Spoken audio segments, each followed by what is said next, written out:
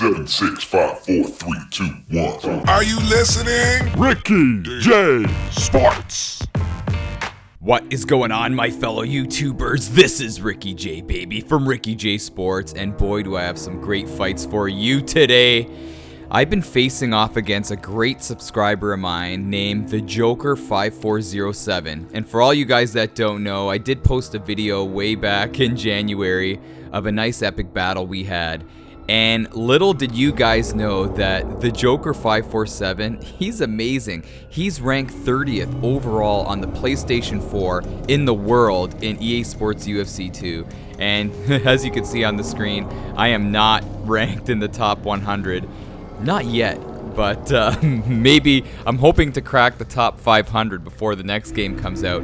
But this guy is a fantastic player, and it's so funny, we always seem to bump into each other, and we had some epic battles, and little does he know that I've been recording them on the side, and I want to post it for you guys to watch. And let me tell you, he's amazing at this game. His ground game is second to none. His ability to understand fighting and neutralize my striking ability is amazing, and I want to show you guys these fights. And remember, win or lose, it doesn't matter as long as we're having fun, Big Daddy. So Sit back, relax, and enjoy. all right, people, here is the first fight, and this is not live. This was pre-recorded, and so what I mean by that is I'm not fighting him right now. I already fought him, so I'm just talking over this fight.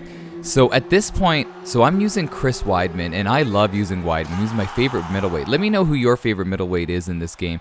But at this point, I won like 14 fights in a row, and as you can see, it's champion versus champion. And look what the EA Sports game does. After you win 14 fights in a row, they stick you up against a top 30 guy. And what I was thinking at this point was I have to do my damage on my feet, because I know, especially knowing that it was Joker, I have to make sure that I do my damage on the feet and hopefully catch him. Because if you get to the ground or in the clinch against him, it's really tough. And he's looking for the takedown. Anytime somebody uses Jacare, you know he wants to take it to the ground. But I was doing a good job here, just trying to attack. You know how sometimes when you're in a title fight, you want to drag it on a little bit, let your opponent, drain out their stamina. But knowing my opponent, I wanted to be on attack mode right from the beginning, because, again, he's the type of guy, as he's going for the takedown, he's the type of guy that could end it right away. So you may not get out of the first round, so you might as well just go for broke right away. And that's what I was trying to do. Joe, we're seeing some nice work. He's really staying busy. And at this point, see, I'm shining. I'm doing well. I'm hurting him. See, at that point there, I should have gone for the strike to the body. Again, I was headhunting, and I feel like his body was wide open. So this is where trouble starts. He's going for the takedown. He takes me down. And then I'm trying to be patient, because I know you guys are saying, Ricky, you got to be patient. I think I'm doing a better job at being patient. So right here, I'm trying to be patient, but I'm also aware that he is just slowly and methodically trying to take me out, and I end up flipping him. Excellent movement on the ground here, always trying to better his position. He lands a big And this shot is from the where, see, how do you deny? I'm pretty sure I denied that. And this is my question. I used to do the 3 gates to kind of get out of these submissions, and I'm only doing the 2 gates now, and it's not working. Because see, look at that right there, the fight ends. And I feel like when I did the 3 gates, I was able to escape, but most top guys only use 2 gates. So let me know in the comment section. But that was just a frustrating loss, because I was doing well on the feet. Here's another fight against, obviously, Joker 5407. And this was probably maybe a couple weeks ago. So this is when I was using Magny like he was my adopted brother, and he's Robbie Lawler. And when I'm using Neil Magny, you guys know, I'm trying to maintain my distance, my kicking range. And I know, he's talking in the background, but I know that he's trying to come in close, cut off that kicking range, and then use his power strikes. So I'm just on my bike trying to move around. Oh, He went 6 years without sparring, which is pretty incredible.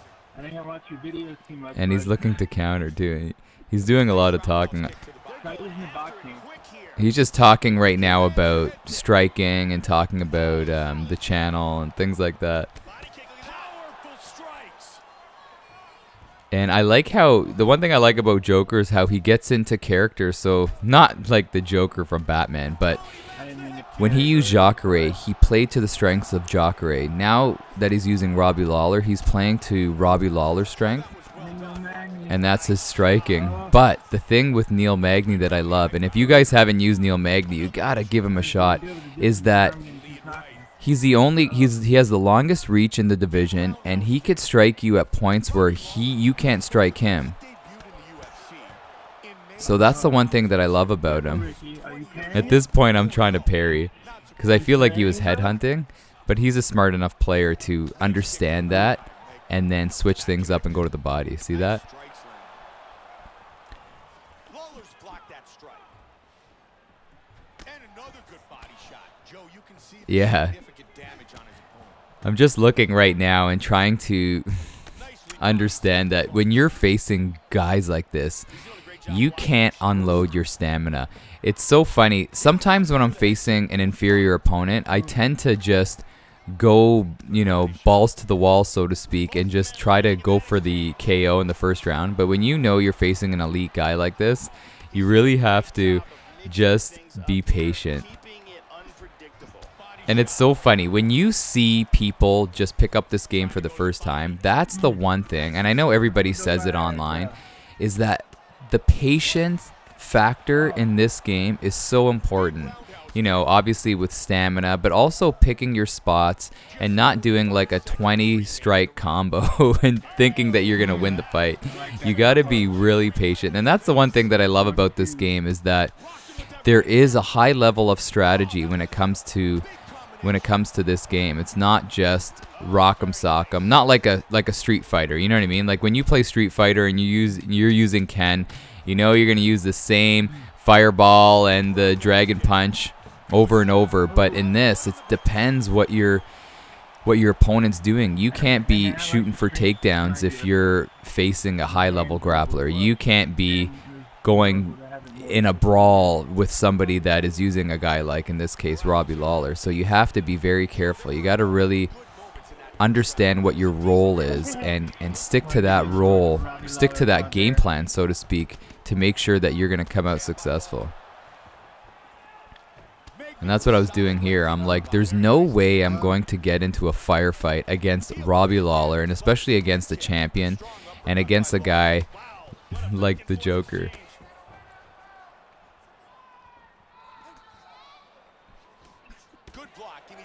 And right now, the fight is pretty much neutralized, it seems, right? Like, I'm trying to keep my stamina up, and then backing away, and then trying to kick, trying to look for opportunities to strike. And then you see, what I'm also noticing right now, just watching this, is that his stamina is going down at a much quicker rate than mine. Another nice kick. Very solid. Roundhouse kick lands. Big straight left by Magny. And he's missing. He seems to be getting a little slower. And this is where it's Magny time. Look at that. That's where it's Magny time to shine. When guys start missing, guys start getting slow, then Magny just starts picking them apart. But that's not always the case when you're facing high-level guys. But I feel like when I'm facing the Joker, when we're standing up, it's a pretty even fight. Like, it's pretty even. Like, on the ground, I have to admit, he gets the better of me. Oh, yeah. And then even in the clinch game, he gets the better of me. But I feel like when we're striking, I feel like I get, most of the time, I feel like I get the best of him. But I'm not saying that I dominate him. I just feel like I'm more at home when we're standing. But again, you got to be careful. You can't always be too sure. See, and right here, I'm softening him up. And I love that body strike, like body punch high kick. And then I even mix it up with the body punch lead cross. And his head is getting red. His head is getting red. And even that, I love that long range kick. It's like go-go. Remember, I don't know if you guys remember the show Inspector Gadget, but it's like go-go gadget leg right there, because it seems like Magny can connect from long distances with that kick. Oh my god, dude. And he's getting frustrated here. He's getting frustrated. But this is Magny's type of fight. This was Magny's type of fight, to just frustrate your opponent and allow him to miss. And then he gets a nice little takedown. But it is the end of the round. That's what I usually do when I'm using Neil Magny. You know, you allow your opponent to just unload and then keep on using your footwork. But I'm not saying just go and run around the cage, but I'm saying like run around, move around, and then strike, pop in and out of range, and that totally frustrates your opponent. I remember facing an opponent where I was popping in and out of range and in and out of striking range, and then it got to the point my opponent was trying to conserve his energy and hit me, but he was missing. So then all of a sudden he just unloaded his stamina and started going in zombie mode, and then I just hit him with a nice little combo and took him out. But it was all because he just got frustrated. He had enough of Magny, and then Magny took him out. So here we go. This is the final round. Just looking at this fight kind of like as a judge in a way, not actually fighting, I feel like it's tied 1-1.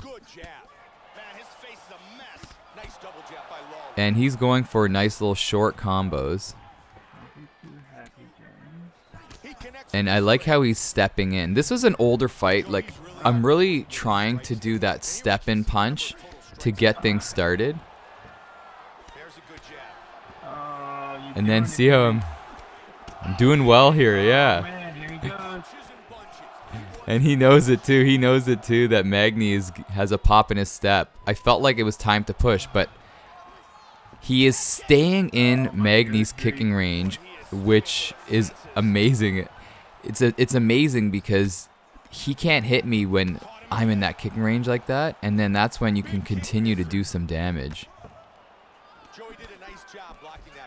But look at this. This is anyone's fight. And then he goes for the takedown, and I was not expecting that. And I sent him a message after. I'm like, don't be scared to stand up, homie. But his stamina was not at its best at this point. I wonder, see, he did a great job blocking my reversal. This is a deadly position right here. You got to be careful. Because he's being patient, waiting for me to move. And look at this. I had nowhere to go. He gets the mount. And at this point, it looks like it's the beginning of the end for Magny right here. Oh, a couple more strikes, I would have been out. So I tried to deny him posturing up, and then I managed to get full guard. And then I know what he's trying to do. He's trying to posture up and strike. So I was trying to block that. And then he's singing Staying Alive in the background. But yeah, this was survival mode. See, he's trying to get... He was trying to get up, but I was being cocky, thinking I could roll with him on the mat. And I'm doing all right, but look at the stamina disadvantage right here. And then I managed to get mount. I couldn't keep it. But I felt like, why not score some points right here? And I didn't want to jump into mount. He knows what I'm all about. So I wanted to stay here, get some points, get some strikes on him. But it was a pretty even fight. Oh, I managed not to be able to throw anything right there. But it was a pretty even fight. Oh, a nice little elbow right there. A better showing than the first fight that I showed you in this video. So who do you think won that fight? Again, the third round. Oh, it was all up in the air. So let's hear it. Ladies and gentlemen, after 3 rounds, we go to the judges with And you know when one guy has his arm up, let's just fast forward right here. So I did lose, man. But anyhow, people, hopefully you enjoyed my battles with the Joker.